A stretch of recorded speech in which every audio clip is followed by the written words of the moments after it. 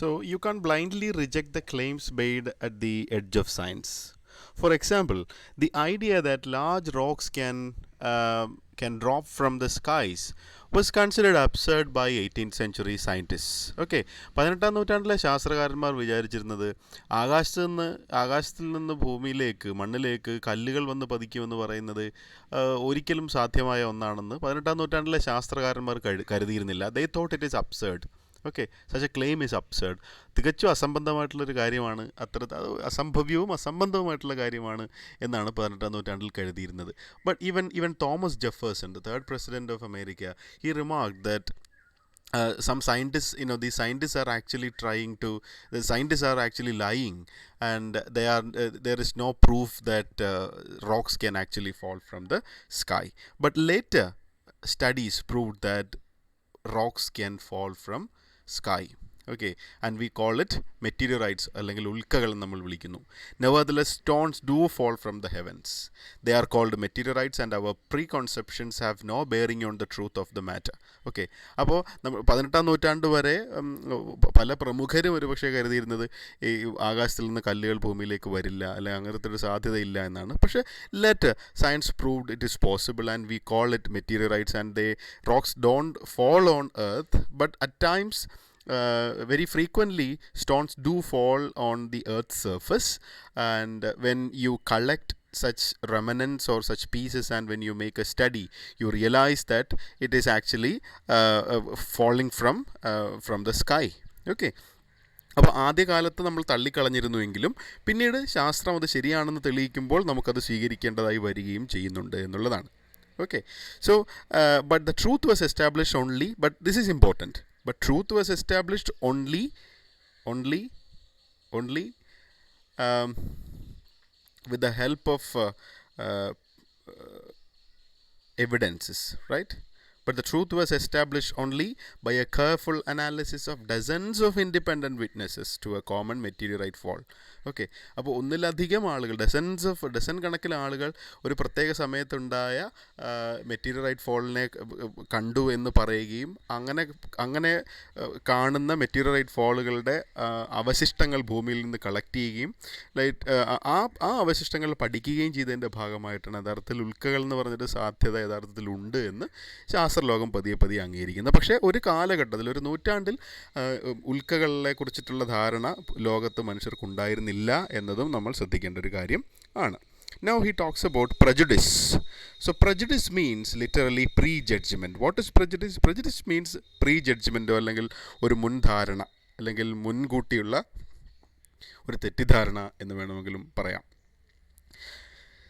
And prejudice is the rejection of a contention out of hand before examining the evidence.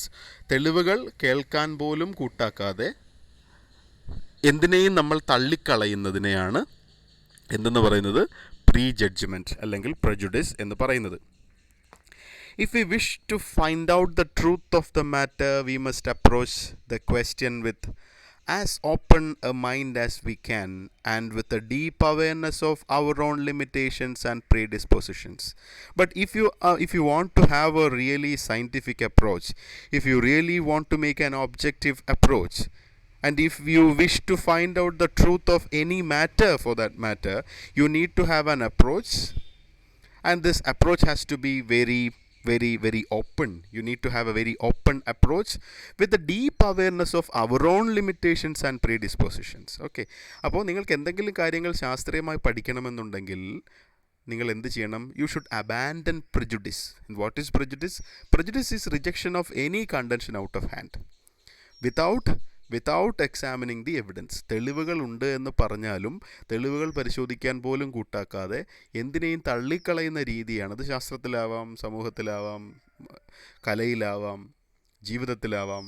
Okay, അതിനെയാണ് നമ്മൾ prejudice എന്ന് പറയുന്നത്. പക്ഷേ നിങ്ങൾക്ക് എന്തിനെങ്കിലും പഠിക്കണമെന്നുണ്ടെങ്കിൽ, പഠിക്കുക in the sense in the scientific sense of the term, if you wish to find out the truth of any matter, for that matter, if you want to study something genuinely, you have to have an open approach, വളരെ ഓപ്പണായ തുറന്ന മനസ്സോടുകൂടി നിങ്ങളുടെ തന്നെ പരിമിതികളെക്കുറിച്ചിട്ടൊക്കെയുള്ള കൃത്യമായ ധാരണ വെച്ച് പുലർത്തിക്കൊണ്ട് തന്നെയുള്ള ഒരു തുറന്ന മനസ്സോടുകൂടി കാര്യങ്ങളെ സമീപിക്കുമ്പോഴാണ് നിങ്ങൾക്ക് എന്തിനേയും കൃത്യമായി പഠിക്കാൻ കഴിയുക, അല്ലെങ്കിൽ പ്രജുഡിസ് ഇല്ലാതെ നിങ്ങൾക്ക് പഠിക്കാൻ കഴിയുക. On the other hand, if after all after carefully and openly examining the evidence we reject the proposition that is not prejudice, it might be called post-judice. It is certainly a prerequisite for knowledge. Okay, so opposite to prejudice, that is post-judice, should be promoted. എന്താണ് post-judice നോക്കൂ. നിങ്ങൾ വളരെ തുറന്ന മനസ്സോടുകൂടി കാര്യത്തെ മനസ്സിലാക്കുന്നു, അതിൻ്റെ തെളിവുകൾ നോക്കുന്നു. തെളിവുകൾ നോക്കുമ്പോൾ നിങ്ങൾക്കത് തെളിവുകൾ വേണ്ട വിധത്തിൽ ശക്തമായ തെളിവുകളല്ല എന്ന് നിങ്ങൾ മനസ്സിലാക്കുകയും ഈ പറഞ്ഞ വാദത്തെ, അതിപ്പോൾ ശാസ്ത്രത്തിലായിക്കോട്ടെ മറ്റേത് മേഖലയിലായിക്കോട്ടെ, ഈ പറഞ്ഞ വാദത്തെ നിങ്ങൾ തള്ളിക്കളയുകയും ചെയ്യുന്നു. And what is the difference? This approach is called post-judice. And what is post-judice? Post-judice is rejecting a proposition after carefully examining the evidence. And once you realize that this evidence is not enough or it is not proven properly, then you can reject it. And if you reject any contention in that sense, it is called post-judice. And post-judice is a prerequisite for knowledge. യഥാർത്ഥത്തിൽ ജ്ഞാനമേഖലയ്ക്ക് ഗുണം തരുന്ന, അല്ലെങ്കിൽ ജ്ഞാനമേഖലയെ മുന്നോട്ട് കൊണ്ടുപോകുന്ന ഏറ്റവും പ്രധാനപ്പെട്ട ഒരു അപ്രോച്ചാണ് എന്ത്? പോസ്റ്റ്-ജുഡിസ് എന്ന് പറയുന്നത്. So the purpose of your science education, okay, or if you want to get proper science education, you should be promoted, or you should promote what? A post-judice approach. Okay, and critical and skeptical examination is the method used in everyday practical matters as well as in science. Okay, when buying a new or used car, we think it prudent to insist on written warranties, test drives and checks of particular parts. We are very careful about car dealers who are evasive on these points.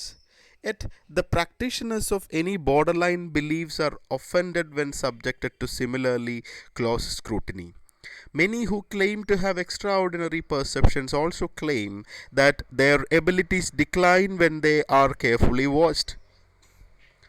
The magician Uri Geller is happy to wrap keys and cutlery in the vicinity of scientists who in their confrontation with nature are used to an adversary who fights fair, but it is greatly affronted at the idea of performance before an audience of skeptical magicians who, understanding human limitations, are themselves able to perform similar effects by sleight of hand.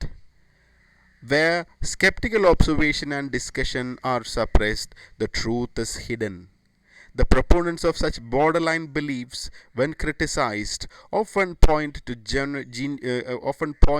geniuses of the past who were ridiculed. But the fact that some geniuses were laughed at does not imply that all who are laughed at are geniuses. They laughed at Columbus, they laughed at Fulton, they laughed at Wright brothers, but they also laughed at Bozo the clown. The best antidote for pseudoscience, I firmly believe, is science. Okay, that's how the essay is progressing to its conclusion part.